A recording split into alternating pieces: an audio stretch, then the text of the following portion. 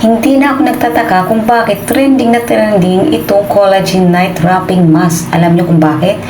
Ito pala ay nakakatulong na ma-moisturize ang ating balat at nagbibigay ng glass skin dahil meron itong hyaluronic acid at glycerin. Maliban dito, ito ay nagpapalambot at nagpapaganda ng texture ng ating balat.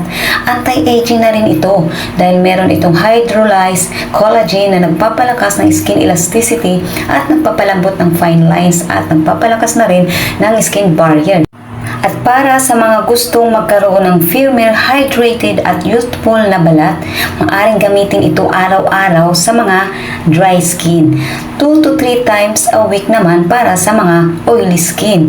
Ibabad nyo lang ng hanggang 50 minutes o kung gusto nyo naman, ibabad nyo ng buong gabi.